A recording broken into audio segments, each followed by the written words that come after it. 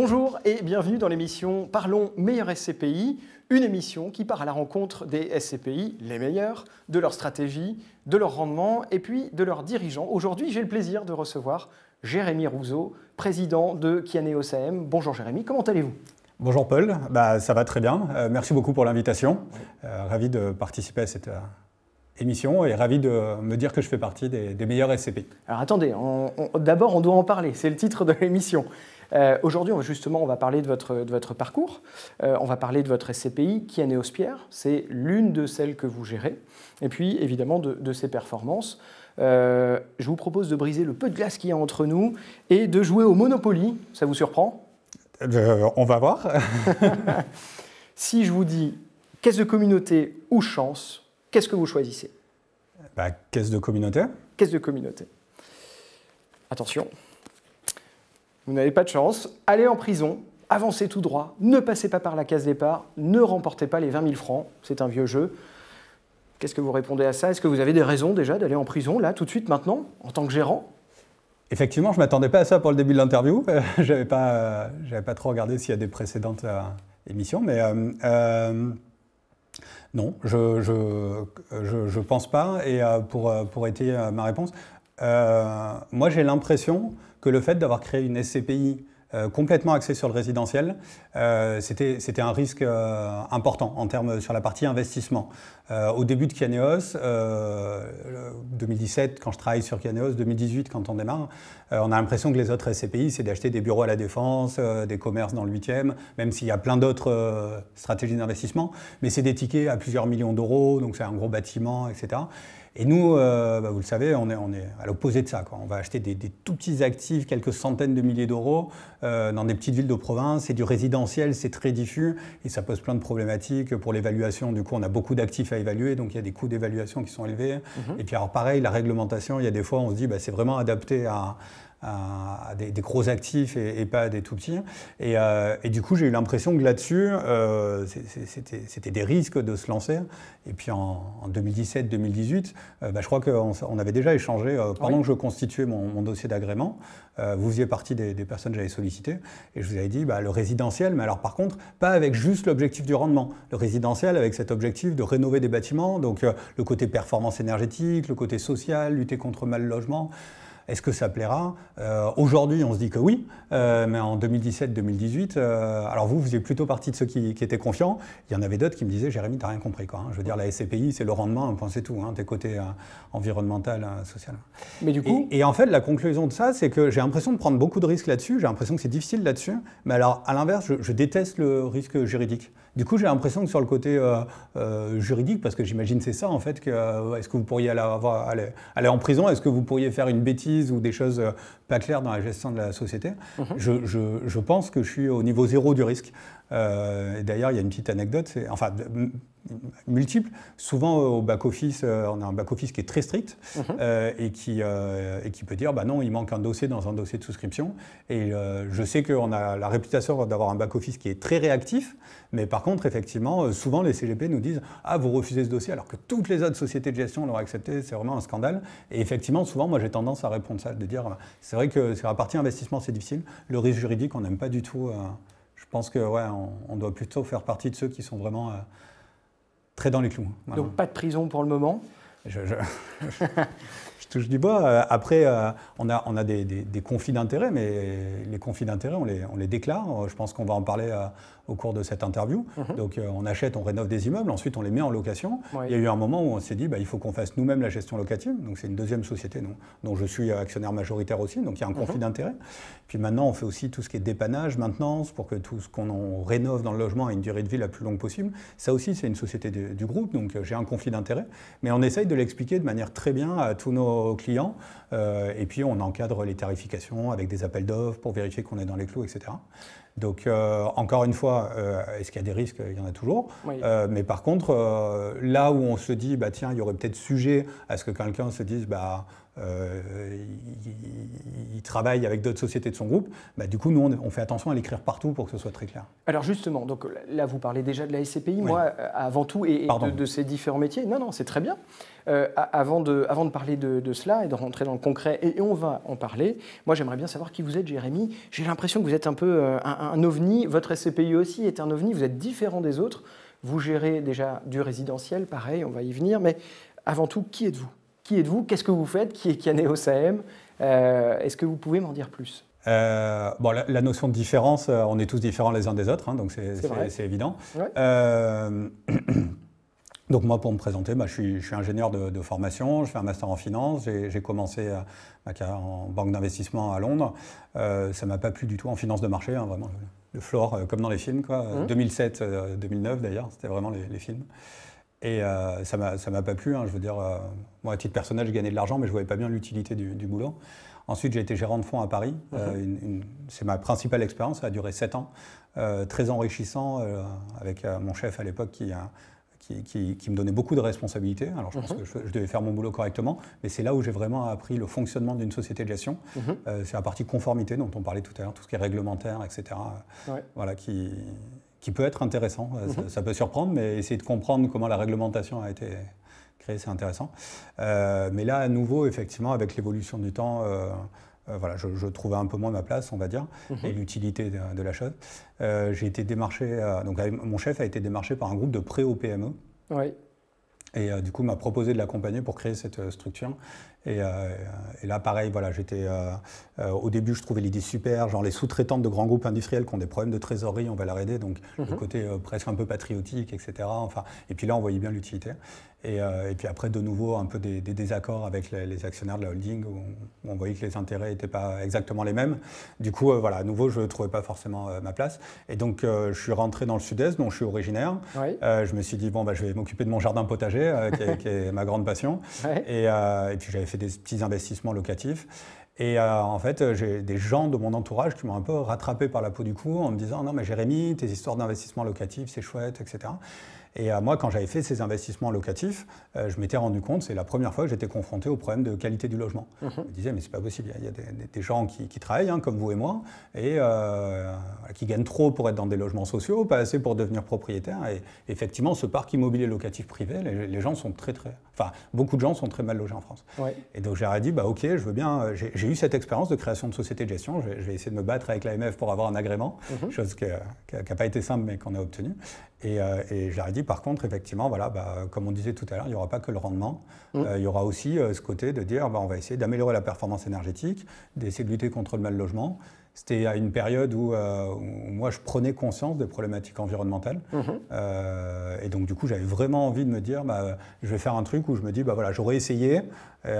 Plus tard, je pourrais regarder mes enfants dans les yeux en disant, OK, j'ai essayé à mon échelle de participer à cette transition énergétique, un peu le sujet de la rénovation des logements. Oui. Où j'ai l'impression que tout le monde en parle, personne ne le fait.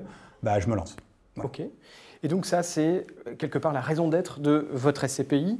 On y vient, donc Kianeos Pierre. Il y a d'autres SCPI qui sont tout aussi résidentielles, mais qui ont un pan lié à la fiscalité. Donc celle-là, on ne va pas en parler, du moins pas aujourd'hui. Si on se focus sur Kianeos Pierre, donc c'est une SCPI qui vient régler finalement ce problème de mal logement ou logement qui n'est pas forcément adapté à des personnes qui ne peuvent être que locataires. Et donc, vous créez cette SCPI en 2018. Vous obtenez les agréments en 2018, c'est ça? Exactement. Et c'est parti, et ça fonctionne. Alors, et c'est parti, et ça ne fonctionne pas. Okay. L'histoire, en fait, c'est plutôt celle-là. C'est-à-dire que, effectivement, je me lance, mais sauf que, en fait, moi, je ne suis personne dans le monde de la finance. Enfin, je veux dire, on n'avait pas une banque derrière nous, un fonds de private equity, une assurance, je ne sais pas. Non, je suis Jérémy Rousseau. Je suis basé à Avignon. Je pense qu'on est peut-être une des seules sociétés de gestion à SCPI qui n'est pas basée à Paris, quoi. Enfin, il y en a une autre qui est à Bordeaux, mais... Ouais, mais enfin, voilà, quoi. Ouais. Et donc, du coup, on dit, voilà, on a réussi à faire un tour de table avec vraiment, je crois, à 10 000 € près, le minimum légal pour créer une SCPI. Quoi. Donc, vraiment, voilà. Et on achète 3 immeubles et on fait des travaux de rénovation. Et puis, on commence à dire, voilà, essayer de démarcher. Et là, pendant 2 ans, calme plat. Ouais. Et là, gloups, j'avale difficilement. Et puisque je comprends que l'objectif de l'émission, c'est de parler aussi d'un parallèle perso, à titre perso, c'est la descente aux enfers. Ouais. C'est genre, toutes mes économies y passent. Je me rappelle d'un jour où j'appelle la banque pour remplacer la voiture, qui me dit « Non mais monsieur Rouzot, vous êtes en faillite, là, arrêtez tout. » Enfin, et à partir de milieu 2019, un ou deux conseillers en gestion de patrimoine commencent à croire à l'histoire, quelques tickets, quelques souscriptions, etc. Et c'est horrible à dire, mais en fait, ce qui a fait décoller Kianéos, ce qui a fait exploser Kianéos, c'est le Covid. Ouais. Les gens ont peur du télétravail post-Covid, du développement du télétravail, voilà, qui est arrivé plus tard, mais qui finalement est arrivé. Ils ont peur des commerces, on l'a oublié aujourd'hui, mais en fait, on n'avait plus le droit de sortir de chez nous. Ouais. Et donc, du coup, se disent, ah bah tiens, résidentiel, diversification. Ce que moi, j'ai essayé de crier haut et fort depuis le début, et puis on va en reparler. Kianéos, une SCPI de diversification. Ouais. Et là, pour le coup, ça commence à collecter. Et là, on bascule dans autre chose. Ouais. C'est-à-dire, on collecte 2 millions le mois d'avril, je crois, et puis 3 millions, et puis 5 millions, et puis 7 millions, etc. Jusqu'à 10 millions par mois, 100 millions par an. Ouais. Et le problème, c'est qu'on n'est pas prêt. Et alors, comment vous faites pour gérer, pour absorber cette collecte? Parce qu'on sait aussi que c'est un enjeu, quand on gère une SCPI, de récolter de l'argent, finalement, mais aussi de le réinvestir assez rapidement pour servir un dividende. Comment vous faites? Alors là, il y a un bon levier, en fait. Si vous voulez travailler plus, bah, du coup, vous pouvez prélever sur vos heures de sommeil. et donc, du coup, bah, on recrute, on essaye de développer des équipes, mais ça va trop vite. C'est le monde de la finance, quoi. C'est on-off. Au début, on n'y croit pas, c'est 0. Puis après, on y croit, c'est 100 millions par an. Ouais. Et là, donc on déploie les équipes, on déploie l'opérationnel, mais on a fait en 2021 quelque chose que je pense n'a pas existé de manière aussi stricte dans le monde des SCPI, c'est on a capé la collecte. En fait, on a dit non, ça va trop vite pour nous, plutôt que de faire n'importe quoi dans les investissements, plutôt que de prendre trop de retard dans les travaux de rénovation, on bloque. Et donc, on a bloqué d'abord à 6 et des brouettes, 6 millions et des brouettes par mois, et puis après 8 millions et des brouettes par mois, et puis ensuite, il y a eu toute la phase d'extension de la société, qui fait qu'à l'été 2023, donc pendant quasiment 2 ans, ou peut-être un peu plus de 2 ans, la collecte a été bloquée et on l'a écrit dans les statuts. Ouais. C'est-à-dire que s'il y avait quelqu'un qui souscrivait et qu'on avait dépassé le cap, et ben ça basculait sur le mois d'après. Voilà. Tout ça dans l'idée de se dire, bah, en fait, il y a des gens qui ont cru en nous au début et on ne veut pas les pénaliser en collectant 1 tonne. Et puis, voilà.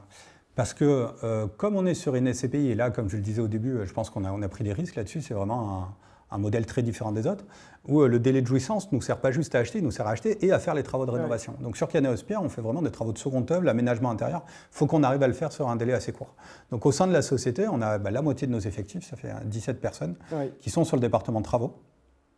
Et dont l'objectif, en fait, c'est des maîtres d'œuvre. Ils doivent évaluer le budget des travaux, ils doivent trouver les entreprises qui vont faire les chantiers, faire le suivi de chantier, la réception de chantier, etc. Et à cette époque, quand on commence à collecter à un rythme de quasiment 100 millions annualisés, ils sont que 2 ou 3. Et là, en fait, on prend du retard dans les travaux. Donc notre taux d'occupation financier se dégrade. Et on a touché un point bas à 71 ou 72% fin 2021, quand on prend la décision de caper la collecte. Vraiment du retard sur les travaux. Et ça nous a pris quasiment 2 ans. Aujourd'hui, on touche du bout des doigts notre objectif, qui est d'atteindre 90%. Et passer de 70 à 90, on parle quand même d'une SCPI qui a à peu près 5000 lots, donc 4500, 4600 logements. Donc ça, c'était des centaines, des milliers de logements à rénover. Ça a été un beau challenge. Un drôle de chemin. Ouais, j'imagine. Voilà. Alors là, il y a beaucoup de choses techniques que vous évoquez. Il y a en effet votre métier, c'est-à-dire que vous collectez de l'argent, vous l'investissez, et on a compris la raison d'être de la SCPI Kianéos Pierre. C'est, je peux le redire, mais c'est de rénover des logements pour loger des personnes, pour les mettre en location et le mettre à disposition des personnes qui n'ont pas forcément les moyens d'être propriétaires. Donc le deuxième métier que vous avez, au-delà d'acheter, c'est de rénover. Et quand je disais tout à l'heure que vous étiez un ovni, ce n'était pas forcément péjoratif, c'était de dire vous faites un métier différent de ce que font, ou différent en tout cas, vous le faites différemment de ce que les autres SCPI font. C'est-à-dire que vous gérez la granularité. La granularité, c'est gérer plutôt des petits biens, plein de petits biens, plutôt qu'un gros bien. C'est plus difficile à gérer. Et vous avez évoqué, vous allez y revenir, et vous avez aussi évoqué le taux d'occupation financier. Le taux d'occupation financier, c'est ce que je perçois divisé par ce que je devrais percevoir si tout était loué. Comme nous, c'est très granulaire, en fait, le taux d'occupation financier il est facile à calculer. En fait, on va dire c'est l'opposé de la vacance. Vous avez 100 logements, il y en a 10 qui sont vacants, 90 qui sont loués, c'est 90%. C'est en cote mal taillée, parce qu'il faudrait pondérer par le loyer de chaque logement. Mais nous, on a des logements qui sont tous à peu près du même type. Donc, voilà. Moi, je la connais très bien, votre SCPI, mais vous n'avez pas parlé du côté social. Du côté environnemental que vous mettez dans les biens. Est-ce que vous avez envie de nous en parler en quelques mots? Ah oui, bien sûr. C'est effectivement, comme vous l'avez dit, c'est la raison d'être de Kianéos. C'est-à-dire que, voilà, moi j'y reviens, mais souvent les gens, enfin il y a plein de gens qui sont très sympas, qui me disent c'est génial ce que tu fais Jérémy, j'apprécie. Et moi en fait souvent je réponds que finalement je suis avant tout très égoïste. En fait je fais ça pour moi, pour être content de ce que j'ai fait à la fin de la journée. Voilà, moi c'est ça que je recherche en fait, juste me dire voilà, quand tu auras fini ton aventure professionnelle, et du coup tu pourras être content. Et donc effectivement mon objectif, comme j'ai dit à titre personnel avant de créer Kianéos, j'avais fait des investissements locatifs, j'avais vu des gens très mal logés et je me suis dit les SCPI, alors vous connaissez les chiffres mieux que moi, mais à cette époque devaient collecter 7-8 milliards par an. Je me disais si on arrive à en capter ne serait-ce qu'un tout petit bout, 1-2%, on va se retrouver à rénover des milliers de logements. Et c'est ce qui s'est passé en fait. 2021, 2022, 2023, encore en 2024, on est sur des rythmes de rénovation de 1000 à 1200 rénovations par an. Et donc avec des améliorations de la performance énergétique. Alors là, sur Kianéos Pierre, on n'a pas les données chiffrées vraiment au pourcentage près, mais je peux vous donner dans les grandes masses. On va être entre 30 et 50% d'économie d'énergie, entre 50 et 70% de réduction de gaz à effet de serre, avant et après travaux. Donc vous voyez, c'est vraiment un impact environnemental qui est fort. Et après, le côté social, en fait, il est très large. Alors, on a des indicateurs très stricts, parce que vous savez que les organes de tutelle demandent des indicateurs très précis. Donc ça, si les gens sont intéressés, ils pourront regarder la documentation commerciale. Mais en fait, au-delà de ça, toujours pareil, cette idée de se dire on a envie d'être content de ce qu'on fait à la fin de la journée. Donc, au début, on se disait on voudrait faire des apparts dans lesquels on pourrait vivre. Oui. Alors, moi j'ai 2 enfants, une femme et 2 enfants, on ne peut pas vivre dans un studio, mais en tout cas, la finition, je pourrais vivre à l'intérieur. Oui. Voilà. Après, on se dit, avec qui on va bosser? Est-ce qu'on fait un partenariat national avec une grosse boîte du BTP ou non, on a envie de travailler avec des sociétés de 10-15 salariés, des petites PME. Le matériel. Je prends souvent un exemple tout bête, le sol. On va mettre du parquet. Est-ce qu'on a envie d'un parquet d'Asie du Sud-Est qui coûte effectivement peut-être 7-8 euros du mètre carré, ou est-ce qu'on a envie de quelque chose, alors je ne sais pas si j'ai le droit au nom des marques, mais si vous pouvez. Gerflor, produit dans la Drôme, 100% renouvelable, 0 perturbateur endocrinien. Enfin, je veux dire, je ne suis pas actionnaire de Gerflor, mais c'est à côté de chez nous, et je me dis, c'est chouette ce qu'ils font, ouais, ça coûte 20 euros du mètre carré. Alors la différence de prix, elle peut paraître énorme, mais en fait, sur les travaux de rénovation, 75% du prix des travaux, c'est de la main-d'œuvre. Donc en fait, votre prix matériel, effectivement, sur le sol, on paye un peu plus cher, mais surtout, on paye un peu plus cher, parce que voilà, on essaye d'avoir des matériaux un peu mieux, un peu plus locaux, de la main-d'œuvre un peu plus locale, etc. Et donc cet objectif social, il est un peu au sens large sur tous ces aspects. Et ça, tout ce que vous dites là, ça vous permet d'afficher une performance qui convainc de plus en plus tous les épargnants. Et ça, en 2023, si je reprends les chiffres, vous êtes sur un taux de distribution supérieur à 5%. Probablement, l'année n'est pas terminée, mais probablement que l'année 2024 sera autour des 5%. Comment vous faites? Alors, on a déjà, avant tout, je tiens à dire, on a parfaitement conscience, et ce n'est pas notre objectif, qu'on n'est pas la meilleure SCPI du marché en termes financiers. Nous, effectivement, on se fixe d'autres objectifs. Et donc, je suis sûr qu'à ma place, ici, vous avez reçu plein de gérants, plein de présidents de sociétés de gestion qui affichent des rendements largement supérieurs aux nôtres, et tant mieux pour eux. Et comme je le disais tout à l'heure, nous, on est une SCPI de diversification. Là, vous le savez mieux que moi, depuis 1 an ou 2, on parle de problématiques de valorisation dans les bureaux. Nous, cette année, on a augmenté notre prix de part d'un peu moins de 1%. L'année dernière, on l'avait aussi augmenté d'un peu moins de 2%. Enfin, voilà, je ne suis pas sûr qu'il y ait beaucoup de SCPI qui aient augmenté leur prix de part de quasiment 3% les 2 dernières années. Je crois qu'il y en a plutôt qui l'ont baissé. Mais à l'inverse, peut-être qu'il y aura un jour où les autres vont augmenter leur prix de part et nous, on va le baisser. Je ne sais pas, mais en tout cas, c'est une SCPI différente. Ce que je défends, moi, comme idée, vraiment, c'est que les épargnants qui placent leur argent dans dans une SCPI, ils se disent que ça doit être un peu comme s'ils achetaient de l'immobilier. Ouais. Mais ça, vous le savez mieux que moi. Et quand on achète de l'immobilier, on dit que c'est un actif réel. En fait, vous avez d'une part des loyers, mais vous avez aussi un capital qui s'apprécie un peu avec l'inflation. Ouais. Dans la réalité, c'est plus compliqué que ça parce que vous avez aussi des frais d'entretien. Donc du coup, pour gagner de l'argent, il faut qu'ils s'apprécient plus vite que les frais d'entretien. Je ne vais pas rentrer dans les détails, mais je trouve que si je devais redire quelque chose un peu à mon secteur, c'est que comme il y a beaucoup de journalistes qui publient des classements de taux de distribution, et effectivement, vous, c'est la première chose dont vous m'avez parlé, le taux de distribution, on ne parle pas assez de l'appréciation du prix de part. Nous, je pense que c'est notre point fort du fait qu'on fait des travaux de rénovation. On arrive à augmenter des fois 1, des fois 2%. En 2022, on n'avait pas augmenté, mais c'était la seule année. Et c'est vrai que si on regarde la performance globale, avec à la fois le taux de distribution et la revalorisation du prix de part, là, pour le coup, on n'a plus à rougir de nos petits camarades. Et je le répète, c'est important parce que si vos clients ils mettent de l'épargne dans l'immobilier, s'il y a des SCPI qui n'augmentent jamais leur prix de part, la valeur de leur épargne en fait, va être grignotée par l'inflation. Ouais. Ce n'est pas à vous que je vais donner un cours de finance, 100 000 euros dans 10 ans ou dans 20 ans, peut-être que ça permettra de faire moins de choses que 100 000 euros aujourd'hui, ou 50 000 ou 10 000, etc. Donc voilà. Pour ce qui est du taux de distribution, nous, on le dit très librement, on souffre depuis 2 ans de la très forte augmentation des taxes foncières. Ouais. Taxes foncières sur 5 ans, ça a pris quand même 25%, même plus dans certaines villes. À périmètre constant, ça fait 2 ans de suite qu'on a 10% d'augmentation des taxes foncières. C'est vrai que ça pèse sur le rendement. Mais là, comme le pic de l'inflation, on a l'impression, est plutôt derrière nous, on a bon espoir que ça se calme dans les années à venir et que du coup, effectivement, et c'est notre objectif, on arrive à maintenir un taux de distribution autour de 5%. Et nous, on le dit très clairement, c'est-à-dire si on a un taux de distribution qui est autour de 5 et peut-être un peu mieux, et qu'on arrive à augmenter le prix de part en moyenne de peut-être 1% et pourquoi pas un peu mieux, on considère qu'on a bien rempli notre objectif. Okay. C'est-à-dire qu'on est sur une SCPI qui est quand même très défensive, je pense, le résidentiel. Et donc c'est ça notre objectif financier. Ok. Est-ce que vous avez, si on va un peu plus loin dans le concret, est-ce que vous avez un actif duquel vous êtes fier, un peu votre actif star, une histoire à nous raconter là-dessus? Des histoires, j'en ai à l'infini à vous raconter, mais en fait, moi, je ne suis pas quelqu'un qui va vous raconter le meilleur, j'ai plutôt envie de vous raconter le pire. Mais okay. C'est pas très vendeur, ça. C'est ce que j'allais vous poser, c'était ma question d'après. Ah, c'était votre question d'après, ouais. Parce que ça, c'est pareil, moi, j'aime bien que les clients, ils comprennent bien ce qu'on fait.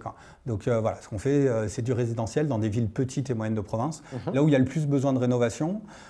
Si vous achetez un appart à Paris, vous payez 10 ou 15 000 euros du mètre et les travaux au cote mal taillé, ça coûte 1 000 euros du mètre carré. Donc, du coup, c'est l'épaisseur du trait. Mais finalement, partout ailleurs en France, à l'exception des grandes métropoles où les prix sont un peu biaisés, le marché immobilier, il vaut 1 700, 1 800. Ouais. Et donc, du coup, alors comment vous faites 1 000 euros de travaux dans un actif qui vaut 1 700? Alors certes, vous pouvez acheter pas cher. Et là, ça fait 1 an ou 2 que les actifs de mauvaise qualité, clairement, ils subissent. Donc, du coup, notre business model, il marche bien. Mais donc voilà, c'est ça que je disais qui est important, que les gens comprennent bien ce qu'on fait. Voilà, on rénove dans ces villes-là. Alors, des actifs qui m'ont touché, on a rénové une grosse gendarmerie à côté de Montpellier. Ouais. J'ai été surpris de me rendre compte qu'il y a des gendarmes, ils sont fonctionnaires. Hein, enfin oui, c'est tout à fait. Fonctionnaires de ministère de l'Armée, je crois, la gendarmerie. Donc ils sont logés. C'était mal logé. Et c'est vrai que ça m'a... J'étais surpris, je ne m'attendais pas à ça. Je me disais, c'est des gendarmes, j'espère qu'ils sont... Et alors, ce qui est fou, c'est que c'était une des rares gendarmeries qui était détenue, logement de gendarmes qui était détenu par un privé, donc il nous l'a vendu, on a fait des travaux. Étonnant, ouais. Et ouais, ils sont contents. Et vous louez toujours aux gendarmes? Ouais. Et c'est rentable? Ouais, c'est même bien rentable. Et puis là, je pense que ça va l'être encore plus parce que le loyer est changé tous les 3 ans. Alors bon, c'est des baux un peu bizarres, on ne décide pas vraiment de l'augmentation des loyers, mais là, quand même... Ils nous ont payé les croissants et les pains au chocolat à la fin, donc je pense qu'ils étaient vraiment contents. Ouais. Et après, ils nous ont orientés vers d'autres de leurs collègues et ils nous ont dit là, on a des collègues à côté, ils nous ont donné le nom des villes, enfin, je ne vais pas les citer ici, mais ils nous ont dit ceux-là, ils sont vraiment mal logés, il faut que vous fassiez quelque chose pour eux. Okay. Et alors, ma déception, c'est que je n'ai pas réussi à nouer le partenariat avec... je pense qu'au bout du bout, ça doit être la CDC, la Caisse des dépôts et consignations, qui détient les actifs. Oui, peut-être. Je n'ai pas réussi à nouer le partenariat pour leur dire je rachète, je rénove, même on fait un bail long terme, un truc, on trouve une solution. Voilà. Ouais. L'actif qui est douloureux, c'est un actif sur lequel on s'est planté. j'ai l'habitude de dire, on rénove 1000 logements par an, on a rénové 600 immeubles, enfin, on bombe un peu le torse.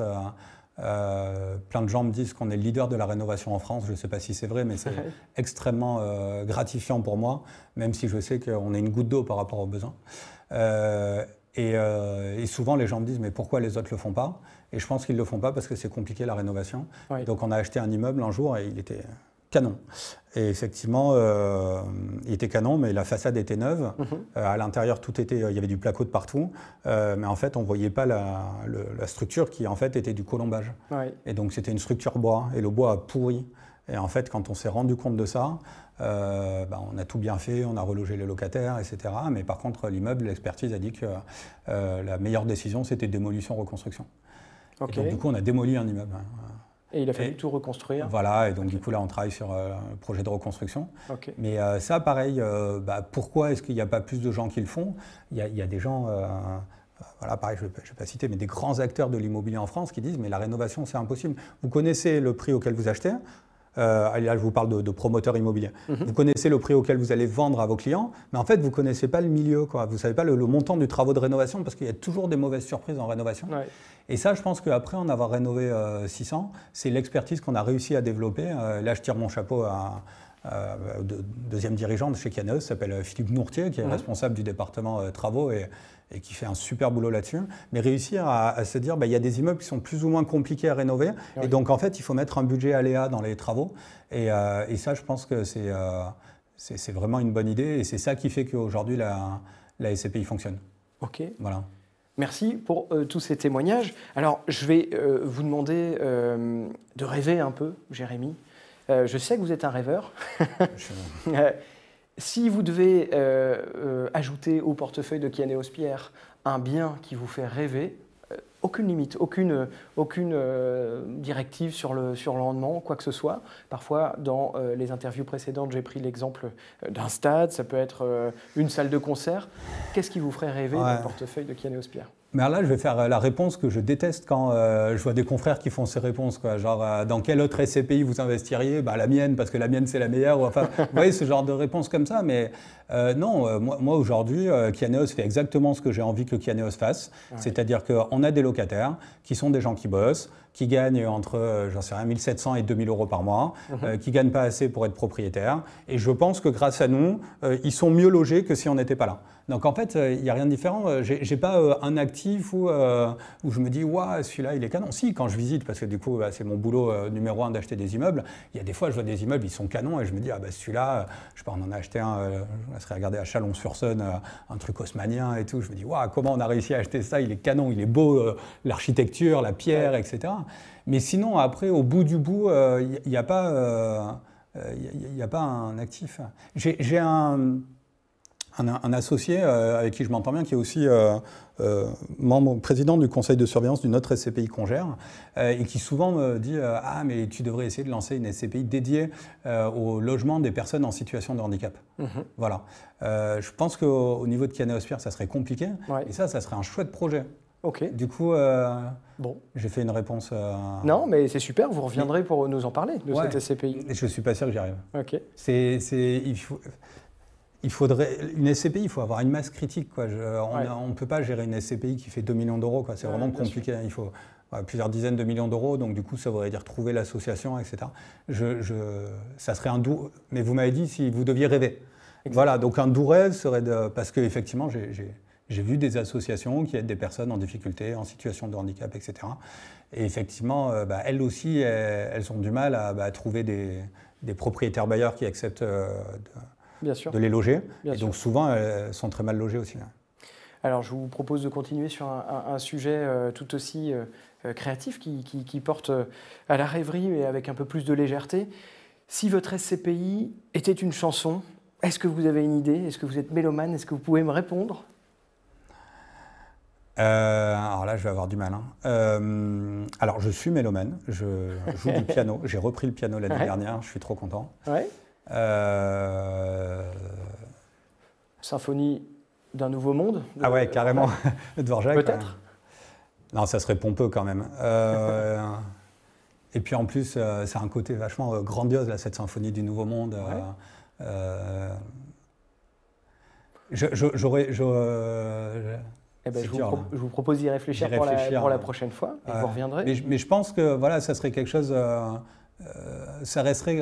Si, bah voilà, j'ai une idée qui me. J'allais dire que ça va rester quelque chose de humble. Ouais. Mais en fait, nous, pour que notre business fonctionne, il y a tellement de l'eau qu'il y a énormément de ressources humaines et il faut que ça soit comme du papier à musique, quoi. Ouais. Et donc, du coup, je dirais du bac. Okay. Du bac, enfin je sais pas si les gens qui nous écoutent, il y en a qui ont joué du piano. Alors voilà, quand on commence le piano pour bac, les inventions et symphonies, enfin voilà, le clavier bien tempéré, etc. Tout ça, c'est vraiment comme du papier à musique. Chaque note a bien sa place, on est toujours dans la tonalité, etc. C'est tout nickel. Et Kianéos, aujourd'hui, c'est quand même un groupe de pas loin de 80 personnes. Ouais. On est donc 33 ou 34 sur Kianéos AM. Je disais, la moitié des effectifs sont sur le département de travaux. Ouais. Il y a une société de gestion locative où, à nouveau, il y a 34 personnes, dont la moitié sur la partie relocation en région pour essayer d'avoir le contact avec les locataires, etc. Et ce qu'on a créé cette année, c'est la partie dépannage et maintenance. Okay. Voilà, et donc pareil, je tire le chapeau à mes associés, à Pierre Douminge sur la partie gestion locative, Julien Ram sur la partie dépannage maintenance, font un boulot de dingue. Enfin, je veux dire, c'est eux qu'il faudrait interviewer à ma place, parce que pour avoir envie de suivre Jérémy Rousseau, il faut avoir, à mon avis, un petit grain, et franchement, ils l'ont, ceux-là. Jérémy, je vous félicite parce que de chemin parcouru depuis cette descente aux enfers que vous évoquiez. En tout cas, le début a été dur. Cette phase de doute. Je vous remercie, j'ai été ravi de vous accueillir. Est-ce que vous avez un dernier mot à dire, une réponse à une question que je ne vous aurais pas posée? Non, ce que je dis souvent, c'est merci aux épargnants qui nous font confiance, parce qu'en fait, nous, on dit toujours on rénove 1000 logements par an, etc. Mais en fait, nous, si on ne nous confie pas d'argent, on rénove rien du tout. Donc, du coup, la seule raison donc voilà, merci aux partenaires qui nous font confiance et qui proposent cette solution à leurs clients. Merci aux épargnants qui se disent tiens, on a de l'épargne, on sait vraiment à quoi ça sert. On essaye de leur rendre un peu maintenant, leur donnant chaque mois des reportages sur les travaux de rénovation qu'on a fait, histoire qu'ils sachent bien. Oui. Et puis voilà, moi, l'engagement que je prends auprès d'eux, c'est d'essayer d'être aussi transparent que possible sur ce qu'on fait, ce qu'on arrive à faire, ce qu'on ne fait pas, ce qu'on fait bien, ce qu'on ne fait pas bien. Mais voilà, mais c'est aussi bête que de leur dire merci pour la confiance, quoi. Okay. Nous permettre de faire tout ça. Merci beaucoup, Jérémy. C'est toujours bien d'avoir le retour des gérants et d'avoir un retour d'expérience. C'est des choses qu'on apprécie énormément chez France SCPI. Je rappelle que Kianéos Pierre est disponible sur le site de France SCPI. Tout le monde peut y retrouver les informations et y souscrire en ligne. Moi, j'avais envie de vous dire pour la fin merci et de vous offrir ce livre qui est la SCPI pour les nuls, qu'on a écrit et qui vous dit en effet tout ce que vous devez faire et ne pas faire si vous achetez des parts de SCPI. Je vous l'offre si vous ne le connaissez pas. Merci beaucoup. Quant à moi, je vous dis à bientôt pour l'émission Parlons Meilleur SCPI. Merci de nous avoir suivis.